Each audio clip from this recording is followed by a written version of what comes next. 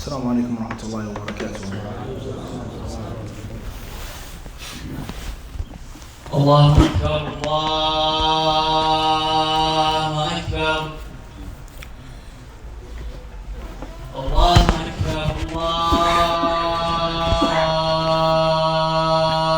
أكبر. أشهد أن لا إله إلا الله.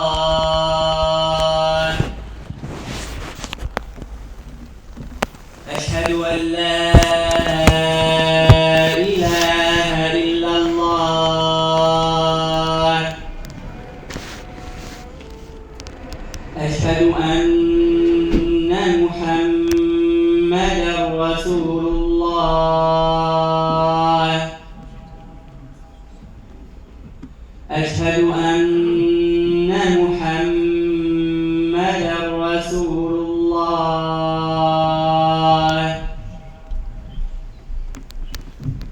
حي على الصلاة.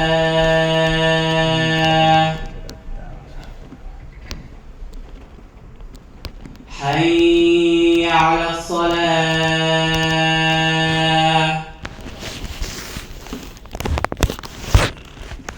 حي على الفلاح.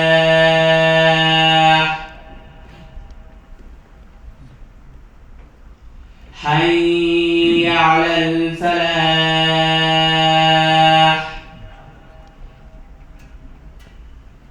الله أكبر الله أكبر. لا إله إلا الله.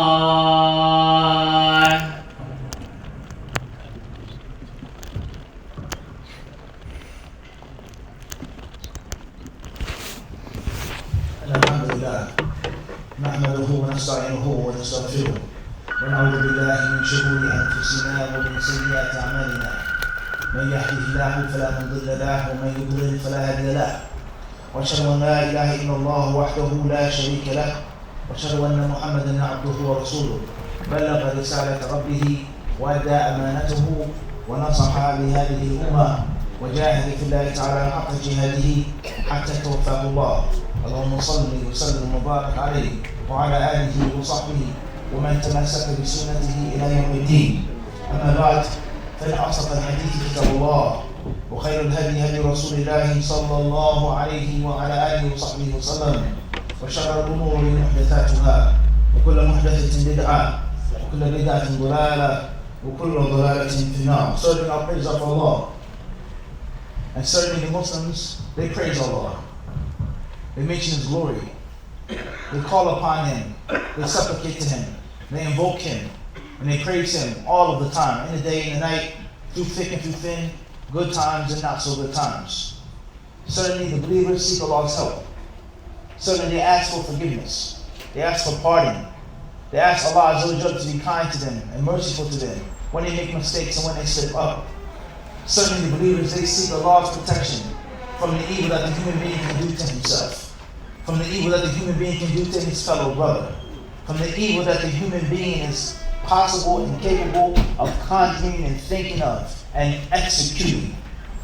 The atrocities that humans have the ability to do to themselves and do to their sister nations, due to a sister tribe, a sub-clan, a family member, a husband, a wife, a son, a blood brother. We ask Allah Azza wa Jalla to protect us from these evils and to keep us far from the ricochet of our bad deeds based off of poor decisions.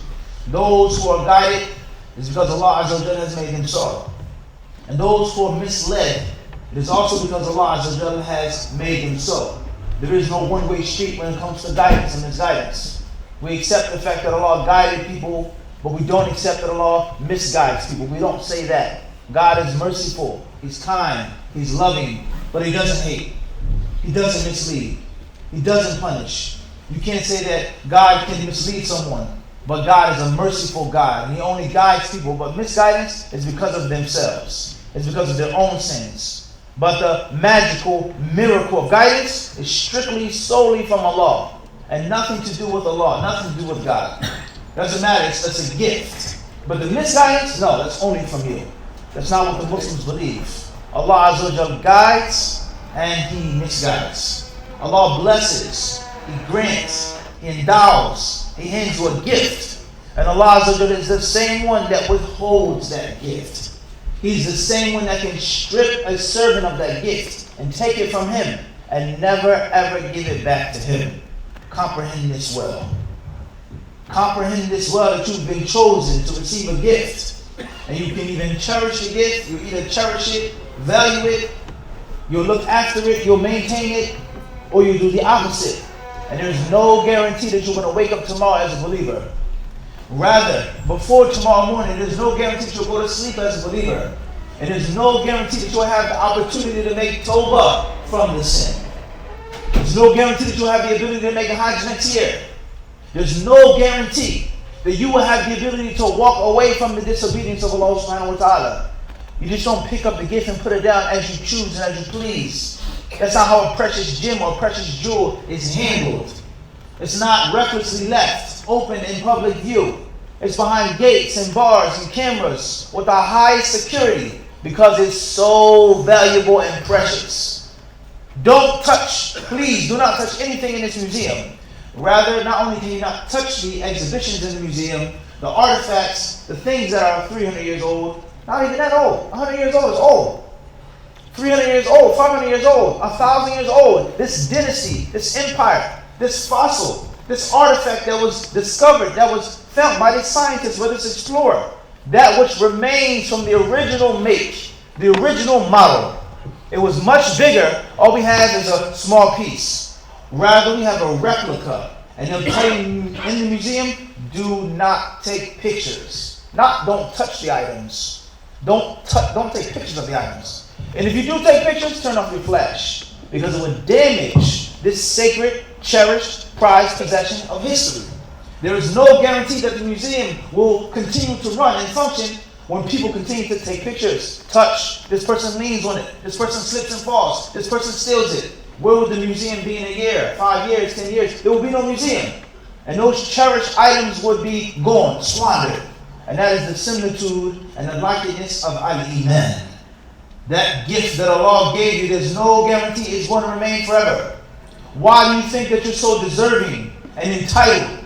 Why do you think that Allah owes you something? Why do you think that you're going to have the opportunity to delay the tawbah, to procrastinate it next year, next week, next month? Why do you think this? مَا غَرَّكَ بِرَبِّكَ الْكَرِيمِ. What has deceived you, O son of Adam? What has cheated you? What has made you be so foolish and stupid when it comes to Allah Azza wa Jal? What makes you think this? That you deserve to keep the gift and you don't cherish it and you don't value it? Why do you think so? Why do you delay? Why do you procrastinate? Why do you put it on the back burner? I'm going to fix it. I'm going to make it. I'm going to. There's no guarantee that you're going to do it. That's not how life works. And that's not how a gift is cherished and valued. Why are you a Muslim? How many people in your country are now Muslims? Worship idols, worship spirits, worship ancestors. How many of your people in your family are Christians, Baptists, evangelists? Say Jesus is Lord, Jesus is God. How many people in your family refuse to accept Islam? How many friends and co-workers do you have at the job who are atheists? There's no such thing as God. Religion is made up. I don't believe in any religion. Muslims kill, Christians kill, Jews kill, Hindus kill. They're all the same.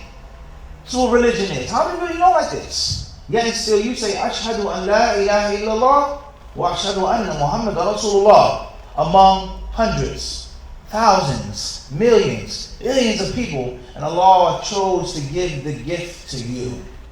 And you just put it down. I'll come back to it, Ya Rabb. Inshallah, tomorrow, I'll cherish it. I'll lock it in a vault next week. I'll polish it next year. Inshallah ta'ala, I'll add my security to it later on. Only a fool will behave in such a manner. So guidance is from Allah and Allah only. And misguidance is also from Allah and Allah only. Comprehend this well. Those who are led to the straight path is because Allah has made them so. And those who are turned away from the straight path is because Allah has made them so. I bear witness, and I testify that Allah alone without any partner deserves to be worshipped. And I bear witness, and I testify that Muhammad sallallahu alayhi wa sallam alone without any partner deserves to be followed, obeyed, respected, and believed in. May the praise of Allah be upon him, his wives, his children, his family members, all of his offspring, all of his blessed, noble, golden lineage, his companions, and all of the brave, valiant warriors in the cause of Allah subhanahu wa ta'ala until the last day.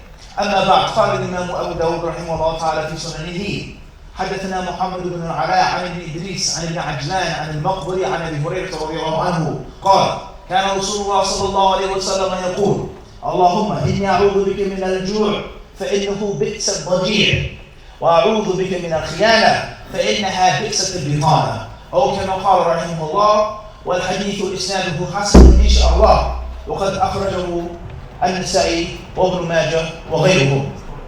Abu Hurairah رضي الله عنه has narrated that the Messenger of Allah ﷺ used to say, a supplication of the Prophet of Islam, a means of getting closer and nearer to Allah, is what the Prophet ﷺ used to say and teach his companions. Allahumma inni a'udhu bika min al-ju'. Oh Allah, I seek your refuge. I seek your protection. Keep me far from hunger, from famine, from starvation, from not having things to eat and things to drink. And would also say, Allahumma inni a'udhu bika min al-khiyana. He says, oh Allah, protect me from treachery. Protect me from being low and base. Protect me from being scum, from being a snake, from being a black-hearted coward, someone who smiles, someone who shakes a hand, and someone who stabs, and someone who talks, and someone who cheats and trades, someone who gives up secrets, even though you smile in a person's face. The Prophet ﷺ says, as far as hunger, why so evil? Why I seek the Lord's refuge therefrom? فَإِنَّهُ بِئْسَ الضَّجِيعُ. Because it is a horrible bedfellow. It's a horrible companion to be with you at nighttime, sleeping with you, laying in the bed. The worst that you can have with you at night in the bed, under the covers, is hunger and starvation. And he sought refuge in Allah Azza wa Jalla from khiyana, from treachery. فَإِنَّهَا بِئْسَةٍ بِطَانَةٍ. He says because it's a horrible inner trait.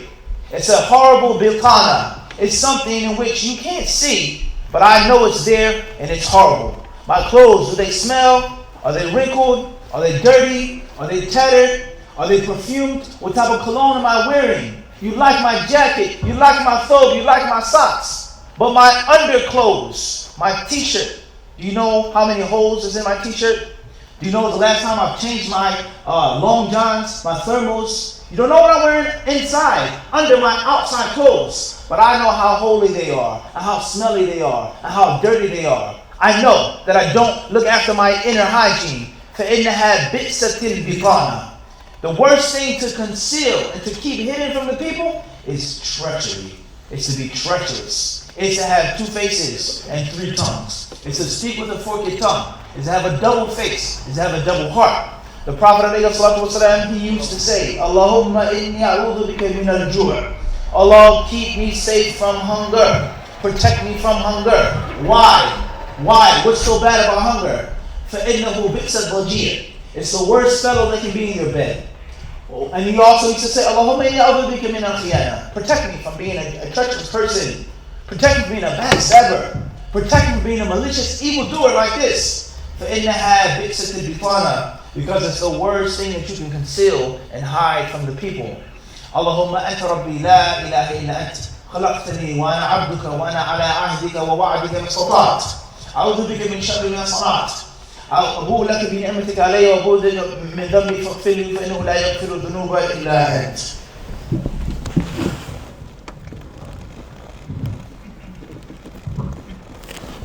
الحمد لله وكفى وصلاة الله وسلامه على عباده الذين اصطفى أما بعد.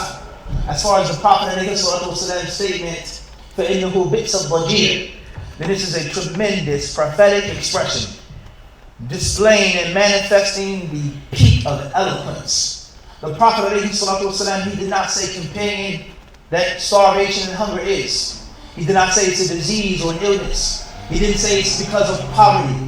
He didn't say it's the worst thing to experience or to suffer from. But he used a specific word. He says, فَإِنَّهُ بِئْسَ الضَّجِيعُ. It's the worst thing to sleep with. And i.e., what this means is that when a person is hungry, when a person is starving, يُلَازِمُهُ. It sticks to him. And even if he tries to sleep it off, He tries to forget about it at nighttime. That's when he suffers the most. So I'm tired, I'm stressed, I'm sad, I'm upset, I'm in an emotional state. My leg is injured, I've been wounded, I've been cut. Maybe I can sleep it off. You're suffering from a bad cold, you're suffering from the flu, and you don't want to get out of bed.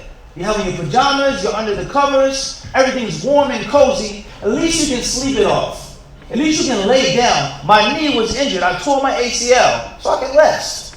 I can take the medicine, I can go to sleep. But when a person is hungry, when a person is starving, when a person doesn't know where his next meal is coming from, the worst thing to do is to sleep. And that is because what happens when you sleep? What does your body do when it sleeps? What needs to be recharged? What regrows? What is restored into the body on an empty tank? There's nothing to charge. There's no battery.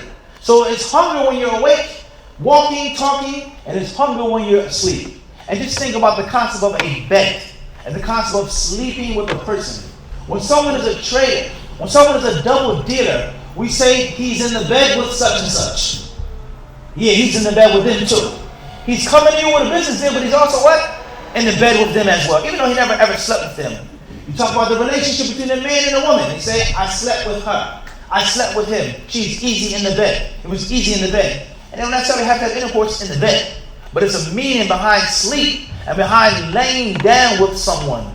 And the peace and the security and the serenity of two people sleeping in one bed. When you go to sleep at night, your wife can kill you in your sleep. You can kill her in her sleep. She can poison you. You can poison her. Your faults and your flaws that you try to hide and try to cover up and try to mask, your bad smells, the bad sounds, snoring, passing wind, all things that we try to hide from people when we're awake. All of those things, your guard is down when you're asleep. So the person who sleeps with you is the most intimate companion. It's the closest person to you. There's nothing closer than someone who sleeps and lies in one bed. And that is the similitude of hunger and starvation. When the body runs out of energy, and there's certain chemicals and toxins and things released into the bloodstream. Of course, we know the effect upon the body, but hunger destroys the mind, and it causes the person to hallucinate, and it causes the person to become insane and mentally ill and disturbed. It's a scientific fact.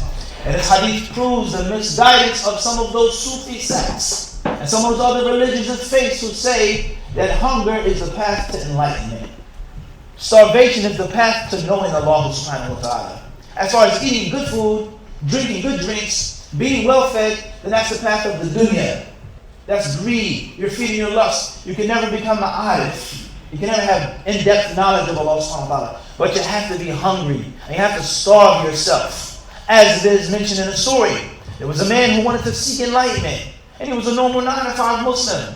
A secular, liberal type of Muslim. But he wanted to become religious. And he went to a mosque, and the mosque was a Sufi mosque. And these particular Sufis, they had extreme views of hunger and starvation, and that a person should not eat the foods that Allah has provided them with. So he went to the Sufi master, and he asked him, he says, Dullani, he says, please show me the path that I can take in which I can know Allah, and become a good Muslim and a righteous Muslim. He says, fine, I'll show you. You can be my murid, you can be my disciple, I'll take you under my wing, but you have to obey all of our rules. So the seeker, he said, of course, I'll do whatever you tell me to do. He says the first path of seeking enlightenment and getting close to Allah is starvation. You can't eat, you can't drink, and you have to minimize the food that you take into your stomach. He said, how much? He said 7 lentil beans a day. That's all you can eat. Not a cup of soup, not a bowl of lentils, that's a humble meal, beans. But 7 beans, that's the only thing that you can take. You try that for a month, 2 months, 3 months, and inshallah ta'ala you'll become closer to Allah subhanahu wa ta'ala. So the young man, he did it. And he began to starve himself. Just imagine 7 beans. Not kidney beans, not lima beans, not navy beans. 7 lentils. That's a tiny bean. He says, take 7 lentils. Every day he took these beans. And then after some time he went back to the Sufi master and said, hey Sheikh, I'm not there yet. I don't feel any closer to Allah subhanahu wa ta'ala than when I started. The Sufi master, he said to him, he says, the screen between you and Allah is too thick. You can't get to Allah. You got to starve yourself a bit more. Then perhaps that hijab will be lifted and you have direct access to Allah subhanahu wa ta'ala. So starvation is not a blessing. Starvation is something that the Prophet ﷺ, he did not use as a means of getting closer to Allah. Rather, he sought Allah's refuge from starvation. And why would the Prophet ﷺ seek Allah's refuge? Did Allah Azza wa Jal not promise him? Was he not the most beloved made creature to Allah Azza wa Jal? وَوَجَدَكَ عَيْلًا أَلَمْ يَجِدْكَ ضَالًا فَهَدًى وَوَجَدَكَ عَيْلًا فَأَغْنَى. Allah guided you. Allah Azza wa Jal, he felt that you were high, you were hungry, you were alone, you were destitute. And he enriched you. So the Prophet ﷺ, he left his house one night and he saw Abu Bakr and Umar. Now stop and think about this authentic hadith now. The three top Islamic personalities, absolutely. There's no one better than these three from among the human beings. Muhammad, Abu Bakr, and Umar. So they encountered each other. And the Prophet ﷺ, he asked his two companions, مَا أَخْرَجَكُمَا مِنْ بُيُوتِكُمَا هَذِهِ السَّاعَةِ. He says, why are you outside tonight at this late hour? It's late at night. You're supposed to be asleep, praying, tending to your family, taking care of your horse, sharpening your weapons, reading the Quran. Why are you outside at night? It's dark. And then the Prophet ﷺ, he asked them, and then they asked the Messenger of Allah ﷺ. They said, we're hungry, O Messenger of Allah. We have nothing to eat. And that's when the Prophet ﷺ said, وَأَنَا لَأَخْرَجَنِي مَا أَخْرَجُكُمَا. He says, I swear by Allah, the only thing that made me come out is that which made you come out. And another hadith in which the Prophet ﷺ tied stones around his stomach, even though Allah Azza wa Jalla promised him. And the Prophet ﷺ didn't necessarily tie stones around his stomach to prevent his stomach from swelling. But some scholars say that it was a flat stone that will prevent the heat of starvation. The point is that your body changes when you don't eat. And one of the worst methods of torture, one of the worst inhumane practices against the Geneva Convention is to starve a prisoner to death, or to allow him to live after many, many weeks without food. And there are many Muslim countries worldwide that are starving as we speak.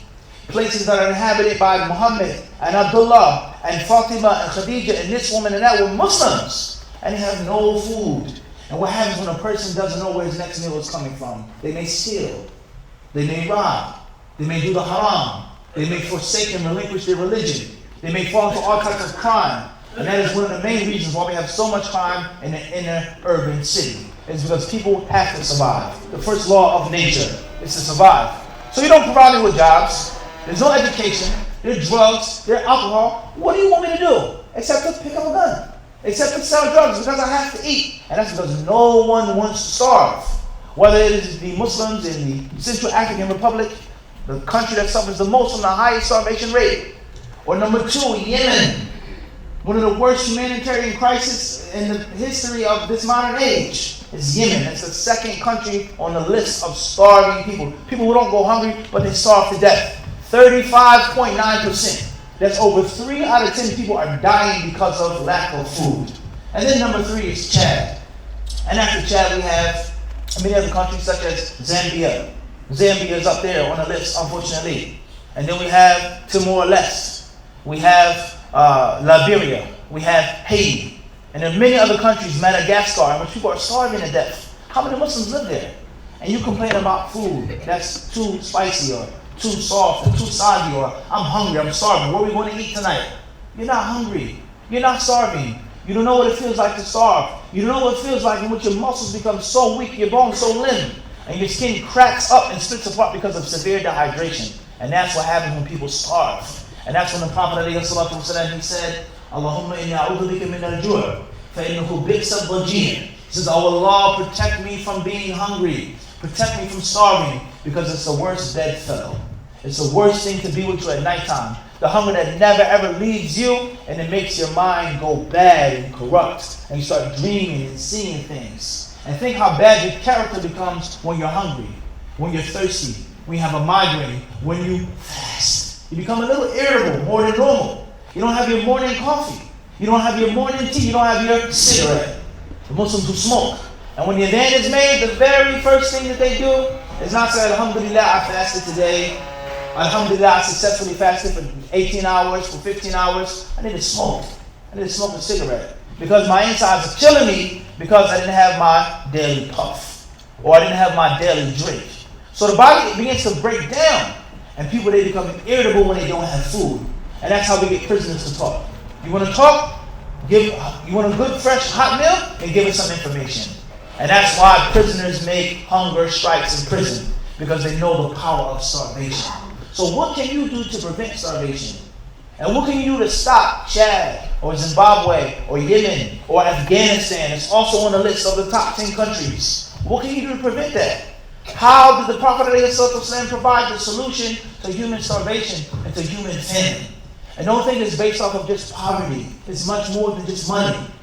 They say there's climate change and the destruction of natural farmland and habitats of animals that lead to people not having the ability to grow crops, not having the ability to grow fruit, not having the ability to drink the water, not having the ability to take the fish. At my age, at my day, there was no fish market. There were no farm-raised fish, farm-raised salmon. You would go outside, you would take 5 steps, and you take the fish right out of the pond. There was so many fish, you could just grab and take the fish. Scale the fish, cut the fish, bismillah. A delicious, nutritious meal. But now there's a factory next to our village. They built an airport, a roadway. They built a stadium. They've given us technology. We have Wi-Fi. But the fish look funny, and they smell funny, and they float to the top of the pond. There are barely any fish. The fish are small and tiny. So people, they don't have the natural things that Allah Azza wa Jalla made for them. And it allows no doubt that the Muslim is responsible for the environment. The Muslim is responsible for protecting the earth. And all of that is included in Allah Azza wa Jalla's statement, "La tufsidu fil ard." Do not make corruption in the land. And the people who build the stadiums, build these plants, make this modern technology, expand, they say, "Innama nahnu muslimun." We're only making peace. We're only bringing technology. We're only bringing civilization. We're only progressing. We're making the city better, the town better. We're removing illiteracy, and the list goes on. But they don't realize is that when they build that thing and they leave that place, many people are going to starve to death. Many people are going to suffer. So the Muslim has to be conscious. The Muslim has to be aware. Of course, the Muslim gives his zakat. The Muslim pays sadaqah. The Muslim feeds the people. What Islam is best. Tut'imu ta'am. Feed the people. The Muslim knows the power of iftar and suhoor. And the Muslim knows that there's a walima after the marriage. Invite the people to have a feast. The Muslim knows that one plate is actually 2 plates. 2 servings will suffice 3 or 4 or 5. The Muslim knows the barakah of sharing. And the Muslim knows that you can't go to sleep at night while your neighbor is hungry. Your neighbor is starving. That's unbefitting of the Muslim. You have so much food in your refrigerator and your freezer. My freezer isn't enough. I need a deep freezer now. I need 2 deep freezers. One is in the basement and one is in the kitchen. I have all assortments of fruits and products in my home. Not to last me for a week, not a year. The Prophet ﷺ would store food. No, I have enough food to last me a month. And every month I buy and I stock up more. And there are people in the next town, the next village, the next house, the next country that are starving to death. And they're Muslims. Or what would these people do? And what Islam would they accept if we went and we fed them? They would accept any religion, Christian religion. Missionaries go there and they accept Christianity not because they believe in it, but because they're offering them hope from that bitter, terrible situation. So why don't we fund dawah projects? Why don't we feed people? Why don't we manifest that no one is supposed to starve if the Muslim has the ability to do so? And this is all included in the Prophet ﷺ statement, وَفِي كُلِّ كَبَدٍ رَطْبٍ أَجْرٌ. He says every fresh spleen, every liver, every living creature, there is a reward. So feed the people and make dua that Allah Azza will protect you from starvation. Make dua that your son, the 2nd generation in the United States, won't suffer from what the father had to suffer from and why he left his country. So many Muslims are in this country because of lack of food, lack of jobs, lack of clean water. And people, they suffer from diseases and illnesses and they become hereditary. So it's a very, very huge problem, a worldwide problem. And there's no doubt Islam has provided the solution to that problem. Islam has given a practical, pragmatic solution. Islam has warned people from being hungry and from starving. We ask Allah Azza wa Jalla to feed our bodies, and to feed our hearts, our souls, and our minds. We ask Allah Azza wa Jalla to feed all of the poor Muslims wherever they may be. Allahumma at'imhum fa'innaka tut'imu wa la tut'am. Oh Allah, you feed and you are not fed, so please feed them. We ask Allah Azza wa Jalla to remove the suffering from all human beings and from all Muslims, wherever they may be, in the Middle East, North Africa, wherever they are. Oh Allah, feed them, protect them, and keep them safe from starvation. Subhana rabbika rabbil izzati amma yasifun wa salamun ala al-mursalin walhamdulillahi rabbil alamin.